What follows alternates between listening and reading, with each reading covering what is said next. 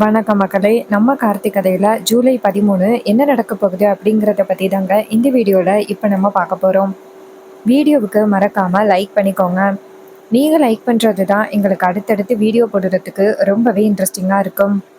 So மறக்காம like பண்ணிட்டு இந்த வீடியோவை தொடர்ந்து பாருங்க. என்ன நடக்குது அப்படின்னு பார்த்துக்கிட்டிங்கன்னா, நம்ம ரேவதிக்கு வந்துட்டு நேரா மேனேஜர் கிட்ட போயிட்டு கேட்குறாங்க. மேனேஜர் என்ன சொல்றாரு அப்படின்னா, இங்க பாருங்க, உங்களோட ஹஸ்பண்டுக்கு தான் நீங்க வந்துட்டு இந்த கிஃப்ட்டை வந்து புக் பண்ணீங்க. அதுக்கப்புறம் என்னாச்சுன்னு தெரியல. இந்த கிஃப்ட்டை வந்து நீங்க ரிட்டர்ன் பண்ணிட்டீங்க. ஆனா நீங்க ரிட்டர்ன் பண்ண விஷயம் வந்துட்டு எங்களுக்கு சரியா தெரியல. நீங்க வாங்கின கணக்கை மட்டும் வச்சு உங்களுக்கு கூப்பன் அனுப்பிவிட்டோம் அப்படின்னு பேசுறாங்க. இதை கேட்டதும் ரேவதி ரொம்பவே அதிர்ச்சி ஆகி, இங்க பாருங்க சார், எனக்கெல்லாம் யாரு கூடயும் கல்யாணமே ஆகல. எனக்கு ஹஸ்பண்டும் இல்லை.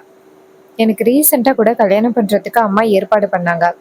ஆனா அந்த கல்யாணமும் நின்று போச்சு. நீங்க நினைக்கிற மாதிரி எனக்கு கல்யாணம்லாம் எதுவும் ஆகலை சார் அப்படின்னு சொல்ல, அதுக்கு அவர் சொல்றாரு, இங்க பாருங்கம்மா, உங்களுக்கு கல்யாணம் ஆகிட்டு நீங்க தான் வந்துட்டு புக் பண்ணீங்க. என்னமோ எதுவும் புரியாம பேசுறீங்க. அப்ப ரேவதி சொல்றாங்க, சரி நான் பாத்துக்கிறேன் அப்படின்னு சொல்லிட்டு வெளியில வந்துட்டு பயங்கர குழப்பத்துல இருக்காங்க. இவர் என்னடான்னா, எனக்கு கல்யாணம் ஆகிட்டு நான் தான் வந்துட்டு ஹஸ்பண்ட்காக வந்து புக் பண்ணேன் அப்படின்னு சொல்றாரு. ஆனா எதுவுமே அந்த மாதிரி நடந்த மாதிரி தெரியலையே அப்படின்னு ரேவதிக்கு பயங்கர குழப்பமா இருக்கு. அப்ப ரேவதி என்ன பண்றாங்கன்னா, சரி சரிப்பட்டு வராது, நம்ம போயிட்டு வீட்டுல போயிட்டு ஏதாவது ஆதாரம் கிடைக்குதா அப்படின்னு பார்ப்போம் அப்படின்னு ரேவதி என்ன பண்றாங்கன்னா, நேரா வந்துட்டு வீட்டுக்கு கிளம்புறாங்க. வீட்டுக்கு வந்துட்டு அவங்களோட ரூம்ல வந்து பயங்கர குழப்பத்தோட உட்காந்துருக்காங்க. அதே நேரத்துல ஈஸ்வரி என்ன பண்றாங்கன்னா, ரேவதிக்கு கொஞ்ச நாளைக்கு முன்னாடி கல்யாணம் நடந்துச்சுல்ல ஒரு மண்டபத்துல, அந்த மண்டபத்துக்கு நேரா போறாங்க. அங்க போயிட்டு நேரா அந்த மண்டபத்தோட மேனேஜரை பாக்குறாங்க. மேனேஜர் ஈஸ்வரியை பார்த்து, சொல்லுங்கம்மா, எதுவும் முக்கியமான விஷயம் என்கிட்ட சொல்ல வந்தீங்களா? யாரை பார்க்கறதுக்கு வந்தீங்க? எதுவும் கல்யாணத்துக்கு புக் பண்ணணுமா அப்படின்னு கேட்க, ஈஸ்வரி சொல்றாங்க, இங்க பாருங்க, ஒரு வருஷத்துக்கு முன்னாடி என் பொண்ணுக்கும் கார்த்தி அப்படிங்கிறவனுக்கும் இந்த மண்டபத்துல கல்யாணம் ஆனுச்சு. என் பொண்ணுக்கு இப்ப கொஞ்சம் உடம்பு சரியில்லாம இருக்கு. அதனால ஒருவேளை என் பொண்ணு வந்து வந்து இந்த கல்யாணத்தை பத்தி ஏதாவது விசாரிச்சா அப்படின்னா, நீங்க என்ன சொல்றீங்கன்னா, அப்படிப்பட்ட எந்த கல்யாணமும் நடக்கல அப்படின்னு மட்டும் சொன்னா போதும். இதை கேட்டதும் அவர் சொல்றாரு, ஏமா அப்படி சொல்றீங்க? அதுக்கு ஈஸ்வரி சொல்றாங்க, இங்க பாருங்க, என் பொண்ணு இப்ப கொஞ்சம் உடம்பு சரியில்லாம இருக்கா. அவகிட்ட இந்த மாதிரி ஏதாவது சொன்னா கண்டிப்பா அவளுக்கு வேற ஏதாவது பிரச்சனை வரதுக்கு வாய்ப்பு இருக்கு. அப்போ அந்த மண்டபத்துல உள்ள சொல்றவரு, ஆமாங்க மேடம், இது மாதிரி அவங்களுக்கு உடம்பு சரியில்லைன்னா ரொம்ப உடம்பு சரியில்லாம இருக்காங்களா அப்படின்னு. ஈஸ்வரி சொல்றாங்க, ஆமா, என் பொண்ணு இப்போதைக்கு உடம்பு சரியில்லாம இருக்கா. அவளுக்கு இப்போதைக்கு இதெல்லாம் எதுவும் தெரிய வேணாம். ஒருவேளை அவ வந்து இந்த மண்டபத்துல ஏதாவது கேட்டா, அப்படி எந்த கல்யாணமும் இல்லைன்னு மட்டும் நீங்க சொல்லிட்டா போதும். இதை கேட்டதும் அவரு சொல்றாரு, சரிங்க மேடம், உங்க பொண்ணுக்கு உடம்பு சரியில்லை அப்படிங்கிறதுக்காக தானே நீங்க இப்படி ஒரு உதவி கேட்குறீங்க. ஸோ உங்க உதவியே முடியாது அப்படின்னு நான் ஏன் சொல்ல போறேன், சரி அப்படின்னு. இதை கேட்டதும் அவங்களும் சரி அப்படின்ட்டு அந்த இடத்துல இருந்து வெளியில வராங்க. அப்போ ஈஸ்வரி நினைக்கிறாங்க, ரேவதி, உனக்கு கொஞ்சம் கொஞ்சமா சந்தேகம் வர ஆரம்பிச்சிருச்சு. ஓ, சந்தேகத்தை இதுக்கப்புறமா நான் இப்படி வேடிக்கை பார்த்துக்கிட்டு இருக்கிறது நல்லதில்லை அப்படின்னு எனக்கு நல்லாவே தெரிஞ்சு போச்சு. அதனாலதான் நீ உண்மையை கண்டுபிடிக்க முயற்சி பண்றதுக்குள்ள நான் இந்த பக்கம் ஏதாவது பண்ணிடுறேன் அப்படின்னு ஈஸ்வரி நினைக்கிறாங்க. இன்னொரு பக்கம் நம்ம ஹீரோ என்ன பண்றாருன்னா, கோவிலுக்கான அந்த கும்பாபிஷேகத்துக்கான ஏற்பாடுகளை பார்த்துக்கிட்டு இருக்காரு. ரேவதி வந்து நேரா வீட்டுல உட்காந்துருக்காங்க. அப்பதான் ரேவதிக்கு சந்தேகம் வருது. அம்மா வந்துட்டு நமக்கு உடம்பு சரியில்லாம வந்த பிறகு என்னோட பழைய ரூம்ல இருக்கக்கூடாது அப்படின்னு அம்மா சொன்னாங்க. அப்படி அந்த பழைய ரூம்ல என்ன இருக்கு அப்படின்னு ரேவதி வந்து நேரா அந்த ரூமுக்கு போறாங்க. ஈஸ்வரி வீட்டுல இல்ல. ரேவதி நேரா ரூமுக்குள்ள போயிட்டு ஏதாவது இருக்கா அப்படின்னு பாக்குறாங்க. அப்போ பீரோல எல்லாம் போயிட்டு பார்க்கும் பொழுதுதான் ஒரு பெரிய ஆல்பத்தை பாக்குறாங்க. அதை பார்த்ததும் ரேவதிக்கு அதிர்ச்சி ஆகுது. இது என்ன ஆல்பம் அப்படின்னு எடுத்து அப்படியே திறந்து பாக்குறாங்க. உள்ளார பார்த்தா ரேவதியோட கல்யாண போட்டோ தான் இருக்கு. ஆனா ரேவதியோட முகம் மட்டும்தான் தெரியுதே தவிர்த்து பக்கத்துல இருக்கிறவங்க யாருன்னு தெரியல. அந்த முகத்துல வந்துட்டு பேனாவால கிறுக்கி வச்சிருக்காங்க. முகம் சரியா தெரியல. இதை பார்த்ததும் ரேவதி ஷாக் ஆகுறாங்க. இது என்னுடைய கல்யாண போட்டோ மாதிரி இருக்கு. நான் கழுத்துல தாலி போட்டிருக்கேன். ஆனா பக்கத்துல இருக்கிறவரோட முகம் சுத்தமா தெரியவே இல்லையே. யாரு இந்த வேலையை பண்ணிருப்பா அப்படின்னு ரேவதிக்கு பயங்கர குழப்பமா இருக்கு. தன்னை சுத்தி என்ன நடக்குது அப்படின்னு சுத்தமாவே ரேவதிக்கு புரியவே இல்லை. அப்ப ரேவதி வந்துட்டு அந்த போட்டோவை கொண்டு போய் பீரோல வச்சுட்டு அப்ப பயங்கரமா தீவிரமா யோசிக்கிறாங்க. எல்லாருமே நமக்கு இந்த கல்யாணம் ஆனது தெரியக்கூடாது அப்படின்னு நினைக்கிறாங்க. எதுக்காக அப்படி நினைக்கிறாங்க? ஒருவேளை அவரு கெட்டவரா இருப்பாரா? இல்ல எங்க அம்மாவுக்கு பிடிக்காதவரா இருப்பாரா? ஏதோ ஒரு விஷயம் நமக்கு தெரியாம நடந்துகிட்டு இருக்கு. இதுக்கு நம்ம ஒரு முடிவு கட்டணும் அப்படின்னு ரேவதி என்ன பண்றாங்கன்னா, நேரா வீட்டை விட்டு கிளம்புறாங்க. கிளம்பிட்டு ஒரு மண்டபத்துக்கு போறாங்க. நிறைய மண்டபம் இருக்கு. அங்க போயிட்டு அதுல ஒரு மண்டபத்துக்கு போயிட்டு ரேவதி வந்து விசாரிக்கிறாங்க. இந்த பேர்ல இங்க ஏதாவது கல்யாணம் நடந்திருக்கா அப்படின்னு கேட்க, அப்ப அவர் வந்து பார்த்துட்டு, இல்ல மேடம், இந்த பேர்ல எந்தவித கல்யாணமும் நடக்கல அப்படின்னு. அப்ப ரேவதி சொல்றாங்க, பக்கத்துல எத்தனை மண்டபம் இருக்கு அப்படின்னு. அவர் சொல்றாரு, பக்கத்துல இன்னும் 2 மண்டபம் தான் மேடம் இருக்கு. ரேவதி சொல்றாங்க, ரொம்ப தேங்க்ஸுங்க, நான் போய் பாத்துக்கிறேன் அப்படின்னு சொல்லிட்டு அந்த இடத்துல இருந்து கிளம்புறாங்க. நேரா அந்த இடத்துல இருந்து இன்னொரு மண்டபத்துக்கு போயிட்டு விசாரிக்கிறாங்க. அப்போ அவரு வந்துட்டு இந்த மண்டபத்தை பார்த்துட்டு, மண்டபத்துல உள்ள நோட்டை பார்த்துட்டு, இல்ல மேடம், நீங்க சொல்ற பேர்ல இங்க எந்தவித கல்யாணமும் நடக்கல அப்படின்னு. ரேவதியும் சரி அப்படின்னு சொல்லிட்டு அடுத்த மண்டபத்துக்கு போறாங்க. அந்த மண்டபத்துலதான் ரேவதியோட கல்யாணமே நடந்துச்சு. ஆனா ஈஸ்வரி தான் பிளான் பண்ணிட்டாங்களே. ரேவதி போயிட்டு நேரா அந்த ஆளுகிட்ட, இங்க பாருங்க, ராஜா, ஈஸ்வரி, ரேவதி இந்த 3 பேர்ல இங்க ஏதாவது கல்யாணம் நடந்துச்சான்னு பாருங்களேன் அப்படின்னு. அதுக்கு அவர் சொல்றாரு, சரிங்க மேடம், நான் பார்த்துட்டு சொல்றேன் அப்படின்ட்டு பார்த்துட்டு வந்துட்டு அப்பதான் யோசிக்கிறாரு ஈஸ்வரி சொல்லிட்டு போனதை. அந்த மேடம் சொல்லிட்டு போனது இந்த பொண்ணாதான் இருக்கும் போல. சரி, அவங்க சொன்ன மாதிரியே சும்மா தேடிட்டு இல்லைன்னு சொல்லிடுவோம் அப்படின்னு அவர் சும்மா தேடுற மாதிரி தேடிட்டு ரேவதியை பார்த்து, இல்ல மேடம், நீங்க சொல்ற மாதிரி அந்த தேதியில எந்த கல்யாணமும் நடக்கல அப்படின்னு. ரேவதி சொல்றாங்க, இங்க பாருங்க, கொஞ்சம் நல்லா பாருங்களேன் அப்படின்னு. அவர் சொல்றாரு, இங்க பாருமா, நான் நல்லா தான் பார்த்து சொல்றேன். இதை கேட்டதும் ரேவதியும் சரி அப்படின்னு சொல்லிட்டு வெளியில வராங்க.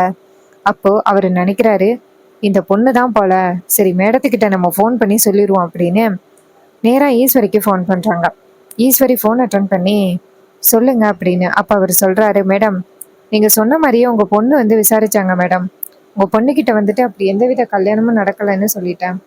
இதை கேட்டதும் ஈஸ்வரி சொல்றாங்க, ரொம்ப தேங்க்ஸுங்க, எனக்கு ரொம்ப பெரிய உதவி பண்ணியிருக்கீங்க. என் பொண்ணு இப்போதைக்கு கொஞ்சம் உடம்பு சரியில்லாம இருக்கா. அவளுக்கு உடம்பு சரியானதும் பிரச்சனை எல்லாமே சால்வ் ஆயிரும். அப்ப அவர் சொல்றாரு, ஏன் மேடம் அதுக்காக கல்யாணத்தை மறைக்கிறீங்க? அதுக்கு ஈஸ்வரி சொல்றாங்க, இல்ல, இப்ப என் பொண்ணுக்கு கொஞ்சம் உடம்பு சரியில்லாம இருக்கு. அவளுக்கு ஏதாவது சொல்லிட்டு அதுவே அவ உயிருக்கு ஏதாவது ஆபத்தாயிருமோ அப்படின்னு பயமா இருக்கு. அதனாலதான் நாங்க சொல்லாம இருக்கோம். இது கேட்டதும் அவர் சொல்றாரு, சரிங்க மேடம், சரி உங்க பொண்ணை பத்திரமா பாத்துக்கிடுங்க அப்படின்னு சொல்ல, ஈஸ்வரியும் சரி அப்படின்னு சொல்லிட்டு போனை கட் பண்றாங்க. ரேவதி வெளியில வந்துட்டு, இங்க உள்ள எல்லா மண்டபத்தையுமே நம்ம விசாரிச்சுட்டோம், கல்யாணம் ஆனதா எதுவுமே சொல்லவே இல்லையே. ஒருவேளை கோவில்ல கொண்டு போய் வச்சு கல்யாணம் பண்ணியிருப்பாங்களா? இல்ல என்ன நடக்குது? ஏதோ ஒரு விஷயம் நமக்கு தெரியாம மறைஞ்சிருக்கு அப்படின்னு தெரியுது. ஆனா என்ன விஷயம் அப்படின்னு தெரியலையே அப்படின்னு ரேவதி பயங்கர குழப்பத்தோட அந்த பக்கமா நடந்து வராங்க. அப்பதான் ஹீரோ வந்துட்டு கோவில்ல பூஜை வேலை எல்லாத்தையுமே பார்த்துக்கிட்டு இருக்காரு. ரேவதி அவங்க மாமாவை பார்த்ததும், ஐ மாமா நிக்கிறாரு அப்படின்ட்டு நேரா ரேவதி ஹீரோ கிட்ட போறாங்க. போயிட்டு, மாமா இங்க என்ன பண்றீங்க அப்படின்னு. அதுக்கு அவர் சொல்றாரு, ரேவதி, இன்னும் 2 3 நாளையில கோவில் கும்பாபிஷேகம் நடக்க போகுதுல்ல, ஸோ அதுக்கான ஏற்பாடுகள் எல்லாத்தையுமே நான் தானே பண்ணிக்கிட்டு இருக்கேன். அதான் எல்லாத்தையும் ரெடி பண்ணிக்கிட்டு இருக்கேன். ரேவதி சொல்றாங்க, அப்படியா மாமா, சரி சரி, சரி நானும் சாமி கும்பிட்டுட்டு கிளம்புறேன் மாமா. அதுக்கு அவர் சொல்றாரு, சரி சரி, நீ சாமி கும்பிட்டுட்டு கிளம்பு, ஏன் நீ இவ்வளோ நேரம் நிற்கிற அப்படின்னு.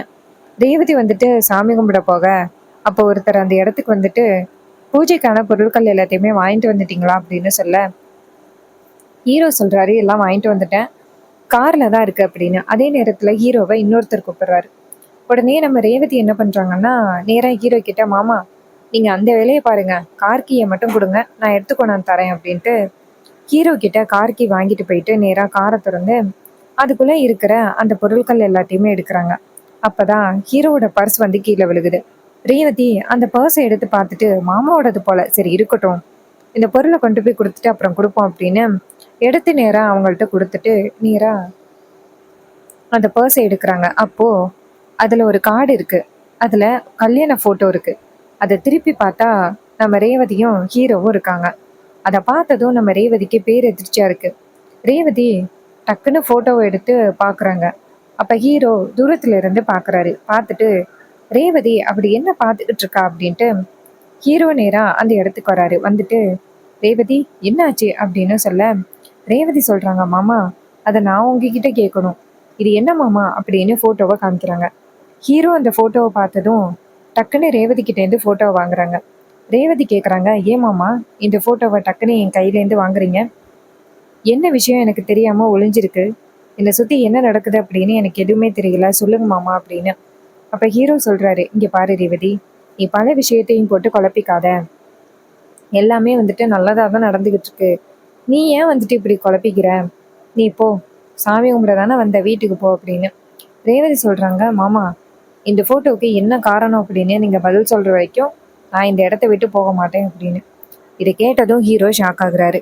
ரேவதியை பார்த்து, இங்கே பாரு ரேவதி, நான் வந்துட்டு குடும்ப நன்மைக்காக மட்டும்தான் இப்போதைக்கு நான் போய் சொல்கிறேன், நீ கிளம்பு அப்படின்னு. ரேவதி சொல்கிறாங்க, இல்லை மாமா நான் போக மாட்டேன். இந்த ஃபோட்டோவுக்கான அர்த்தம் என்னன்னு சொல்லுங்கள்.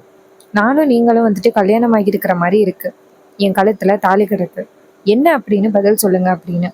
அப்போ ஹீரோ சொல்கிறாரு, ரேவதி இந்த விஷயத்தை பற்றி சொன்னால் கண்டிப்பாக உனக்கு ரொம்பவே அதிர்ச்சியாக இருக்கும். இந்த கோவிலில் வச்சு உண்மையை சொல்கிறேன், எனக்கும் உனக்கும் கல்யாணம் ஆகிட்டு ரேவதி. இதை கேட்டதும் ரேவதி ரொம்பவே அதிர்ச்சி ஆகுறாங்க. என்னம்மா சொல்கிறீங்க? எனக்கும் உங்களுக்கும் கல்யாணம் ஆகிட்டா? ஏன் எனக்கு அந்த கல்யாணம் சுத்தமாக ஞாபகம் இல்லை? அப்போ ஹீரோ சொல்கிறாரு, ரேவதி அதுக்கான காரணம் என்னன்னா அத்தை தான் வந்துட்டு இந்த கல்யாணத்தை பற்றி உங்ககிட்ட சொல்லக்கூடாது அப்படின்னு சொல்லியிருக்காங்க. என்னையும் வீட்டை விட்டு அனுப்பிட்டாங்க. நான் வீட்டில் இருந்திருந்தேன் அப்படின்னா கண்டிப்பாக உனக்கு பழைய ஞாபகங்களை வர வச்சிருப்பேன். அப்போ ஈஸ்வரி சொன்னதை கேட்டுட்டு ஹீரோ சொன்னதை கேட்டுட்டு ரேவதி கேட்குறாங்க, மாமா அதுக்காக நீங்கள் எனக்கு தாலி கட்டியிருக்கீங்க, என்னை அப்படியே விட்டுட்டு வந்துடுவீங்களா? எனக்கு ஆரம்பத்துலேருந்தே ஏதோ ஒரு விஷயத்த நான் பிரிஞ்சு இருக்கேன் அப்படின்னு எனக்கு ஆரம்பத்துலேருந்தே தோணிக்கிட்டு இருந்துச்சு. ஆனால் எந்த விஷயம் என்னை விட்டு போணுச்சு அப்படின்னு எனக்கு புரியவே இல்லை. ஆரம்பத்துலேருந்தே குழம்பிக்கிட்டு தான் இருந்தேன். இப்போ தான் புரியுது. என்னுடைய கல்யாண வாழ்க்கையவே மறந்துட்டு இருந்திருக்கேன். ஏன் மாமா நீங்கள் யாருமே எனக்கு சப்போர்ட் பண்ணாமல் இருந்தீங்க? சப்போர்ட் பண்ணியிருக்கலாம்ல மாமா அப்படின்னு. அதுக்கு ஹீரோ சொல்கிறாரு, இல்லை ரேவதி, ஹாஸ்பிட்டலில் உனக்கு என்ன சொன்னாங்க அப்படின்னா, பழைய ஞாபகங்களை ரொம்ப கட்டாயப்படுத்தி வர வைக்கிறதுனால உனக்கு ஏதாவது மிகப்பெரிய ஆபத்து வரத்துக்கு வாய்ப்புகள் இருக்குது அப்படின்னு டாக்டர் சொன்னாங்க. அதனால தான் நான் வந்துட்டு உன்கிட்ட எந்தவித உண்மையும் சொல்லாமல் இருந்தேன். அதுவுமே பொய் அப்படின்னு எனக்கு இப்போ தான் தெரியும். கொஞ்ச நாளைக்கு முன்னாடி உங்கள் சித்தி சந்திரா இருக்காங்கல்ல, அவங்க தான் டாக்டர்கிட்ட காசு கொடுத்து பொய் சொல்ல வச்சுருக்காங்க. நம்ம 2 பேருமே எப்போ பிரிக்கணும் அப்படின்னு காத்துக்கிட்டு இருந்தாங்க. அதே மாதிரி அவங்களுக்கு ஒரு சூழ்நிலை கிடைச்சதோட நம்ம 2 பேரையுமே பிரித்து வச்சுட்டாங்க. நான் அத்தைக்கிட்ட எவ்வளவோ போராடினேன், எப்படியாவது ரேவதிக்கு பழைய ஞாபகங்களை வர வைக்கிறேன் அப்படின்னு. ஆனால் அத்தை கொஞ்சம் கூட கேட்கவே இல்லை. என்னையும் உன்னையும் பிரிக்கணும் அப்படின்னு தான் அவங்க ரொம்ப குறிக்கோளாக இருந்துக்கிட்டு இருந்தாங்க. அதே மாதிரி நம்ம 2 பேரையும் பிரிச்சுட்டாங்க. என்னை மன்னிச்சிரு ரேவதி, நான் உனக்கு ரொம்பவே சப்போர்ட்டாக இருந்திருக்கணும். ஆனால் என்ன பண்ணுறது, சூழ்நிலையான உன்னை பிரிஞ்சு வர மாதிரி ஆகிருச்சு. உன்னை பிரிஞ்சு வந்தாலும் உன்னை பார்த்துக்கிறதுக்கு மாமா அக்கா அப்படின்னு எல்லாருமே இருந்தாங்க. அந்த ஒரு தைரியத்தில் தான் ரேவதி இருந்தேன். ரேவதி சொல்கிறாங்க, மாமா இருந்தாலும் நீங்கள் என்னை விட்டு பிரிஞ்சு வந்தது மிகப்பெரிய தப்பு மாமா. நான் வந்துட்டு உங்களை ரொம்பவே லவ் பண்ணேன் அப்படிங்கிறது எனக்கு நல்லாவே புரியுது. ஏன்னா நீங்கள் யாருன்னு தெரியறதுக்கு முன்னாடியே உங்களை நான் காதலிக்க ஆரம்பிச்சிட்டேன். இப்போ கண்டிப்பாக வந்துட்டு என்னால் உங்களை விட்டு கொடுக்க முடியாது. நான் அம்மா கிட்ட போய் கேட்குறேன். அப்போ ஹீரோ சொல்கிறாரு, இல்லை ரேவதி, நான் கண்டிப்பாக வீட்டில் உள்ள எல்லா பிரச்சனையும் தீர்த்துட்டு உன்னை நான் கண்டிப்பாக கூட்டிகிட்டு போவேன் ரேவதி அப்படின்னு. அப்போ ரேவதி சொல்கிறாங்க, உண்மையாவா மாமா? அப்போ ஹீரோ சொல்கிறாரு, ஆமாம் ரேவதி, கண்டிப்பாக வீட்டில் உள்ள எல்லா பிரச்சனையும் தீர்த்துட்டு உன்னை நான் வீட்டுக்கு போவேன், அதுவும் நான் உனக்கு செஞ்சு கொடுக்குற வாக்கு அப்படின்னு. இதை கேட்டதும் ரேவதி ரொம்பவே சந்தோஷப்படுறாங்க. மாமா இப்போ நீங்கள் சொன்ன பிறகுதான் எனக்கே நிம்மதியாக இருக்குது. எங்கே நீங்கள் வந்துட்டு என்னை விட்டு அம்மானால பிரிஞ்சிடுவீங்களோ அப்படின்னு நினச்சி நான் ரொம்பவே பயந்தேன். ஆனால் நீங்கள் இப்போ சொன்னதை கேட்ட பிறகுதான் எனக்கே ரொம்பவே நிம்மதியாக இருக்குது. ரொம்ப நன்றி மாமா அப்படின்னு. அப்போ ஹீரோ சொல்கிறாரு, சரி ரேவதி, உனக்கு உண்மை தெரிஞ்ச விஷயம் வீட்டில் யாருக்கும் தெரிய வேண்டாம், அப்புறம் அதுக்கும் ஏதாவது பிளான் பண்ணுவாங்க சரியா? ரேவதி சொல்கிறாங்க, சரி மாமா, எனக்கு உண்மை தெரிஞ்ச விஷயத்த நான் கண்டிப்பாக யாருக்கிட்டேயும் சொல்ல மாட்டேன். நீங்கள் வந்துட்டு தைரியமாக இருங்க மாமா, என்னை கூட்டிகிட்டு போவீங்க அப்படிங்கிற நம்பிக்கையில் நான் இந்த இடத்துலேருந்து போகிறேன் அப்படின்னு சொல்ல ஹீரோவும் சரி ரேவதி அப்படின்னு சொல்கிறாங்க. ரேவதி அந்த இடத்துலேருந்து கிளம்புறாங்க. அண்ட் இந்த கதை உங்களுக்கு பிடிச்சிருக்கா? இந்த கதை பிடிச்சிருந்துச்சுன்னா இந்த வீடியோவுக்கு மறக்காமல் லைக் பண்ணிக்கோங்க. நீங்கள் லைக் பண்ணுறது தான் எங்களுக்கு அடுத்தடுத்து வீடியோ போடுறதுக்கு ரொம்பவே இன்ட்ரெஸ்டிங்காக இருக்கும். ஸோ மறக்காமல் லைக் பண்ணிவிட்டு இந்த வீடியோவை தொடர்ந்து பாருங்கள். தேங்க்யூ ஃபார் வாட்சிங். See you on next video.